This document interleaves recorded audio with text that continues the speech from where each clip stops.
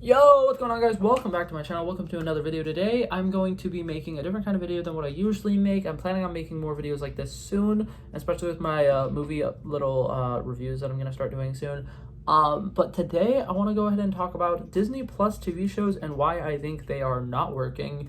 I do want to go ahead and say a disclaimer. I'm going to be referencing shows that are not Marvel Disney Plus shows, but I'm primarily talking about the Marvel Disney Plus TV shows. So a couple things I want to go ahead and address right out of the bat. This is going to be a hot mess. Future editing self, I'm sorry you are in for a lot of work today. I love you. Please don't quit because really can't afford a new editor.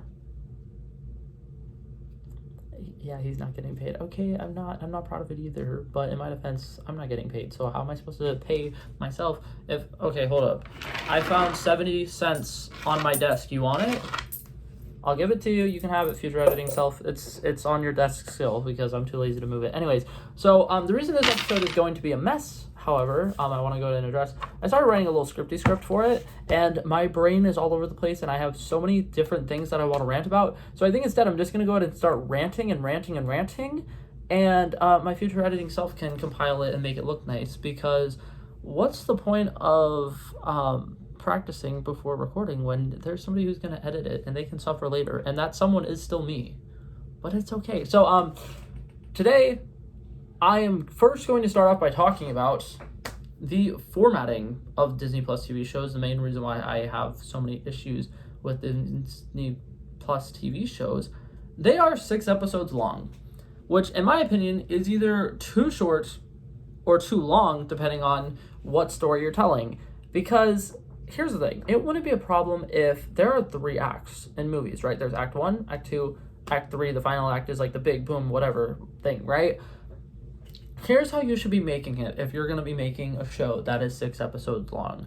First episode, introduce the character. Second episode, introduce the conflict. Third and fourth episode, work towards, getting to how you're going to solve the conflict. This would be a good time in Marvel shows or whatever, where it's an origin story and the person is getting new powers. This is a good time to have them start experimenting with the powers, have their little montage of them training, whatever.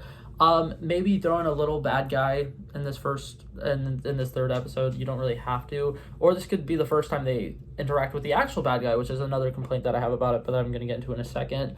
Fourth episode, this should really be like a downfall for the character. This should be where they have something goes wrong, there's some kind of issue, some kind of major conflict that kind of sets them back a second, and then at the very end of the episode there should be some kind of big twist that leads the third act, the final act of the movie. I feel like a lot of these Disney Plus TV shows, this is where they're having problems, is their first episode they introduce the characters, second episode they're still introducing the characters, third episode still introducing the characters, fourth episode they finally, at the very end of the episode, introduce the main conflict of the show. And I want to go ahead and address why that doesn't frickin' work. So first of all, when you are going into a new TV show or a new movie, it is really important for you to understand the stakes of the movie, because when you are seeing somebody who has superpowers and it's someone like Miss Marvel or Peter Parker, where they're like street level and the stakes aren't necessarily, oh my god, the entire world is going to be destroyed, but there's a chance that something could happen within their family that could be a small conflict.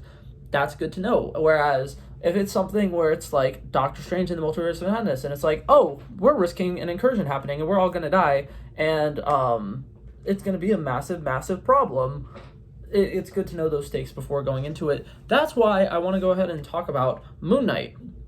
This, in my opinion, is the best executed 6-episode show out of all of the 6-episode shows that I've watched. I've watched, obviously, all the Marvel ones. I've watched Obi-Wan Kenobi. Obi-Wan Kenobi was also pretty good, in my opinion, with the format and how it flowed from episode to episode. I think that those are the only ones that I've watched that are 6 episodes. Moon Knight, in my opinion, does it excellently, because the first episode, they kind of introduce the character. They have a lot of conflict. At the end of the episode, they have like a little teaser for the big thing. But the main thing that makes Moon Knight stick out, that works really well? It is the only Marvel show which reveals who the main villain of the movie is, or show. Sorry, I keep saying movie. It's the first one that introduces the main villain right off the bat. They don't have any questions. They don't have any weird twists. They don't wait till at the end of episode 4 to introduce it. It is shown right from the very beginning. Here's Arthur Harrow. He's going to be our bad guy. There's no big twist. There's no tricks. There's no gimmicks. That's our villain. We're sticking with him. And that's how it should be. He should be introduced in the first episode, or if he's not introduced in the first episode, he should be introduced towards the beginning of the episode, because it's something that's been driving me insane. Watching She-Hulk, right? I want to say it was like the 5th or 6th episode. We had no idea where this show was going. It was just like fun little show. And you're like, it's Marvel. There's going to either be some big finale that they're working towards. There's going to be some form of conflict at some point. But there was nothing. You go the first 5 episodes of She-Hulk, and it's literally just her existing, which is fine, right? It works for like a legal drama, like what it was going for, except for the fact that it wasn't doing the legal drama stuff. There was like 6 episodes in that show that were filler, and it wasn't like filled with like, oh, here's Jen Walters being a good lawyer. She was in the courtroom probably like 3 or 4 episodes of the entire show, which is something that drove me insane. If you're going to call it a legal drama, and that's your excuse for it not feeling like a Marvel thing, you should really make it more of a legal drama, because I feel like there was a lot of times where they should have been in The Office and they weren't. That's a big complaint that I have about that movie. I mean, that show. Sorry, I'm going to do that the entire video. Anyways, on to the next thing that I want to complain about, time spans. If you are a Disney Plus TV show and you have 6 episodes, your time span should really not be much more than like a couple months.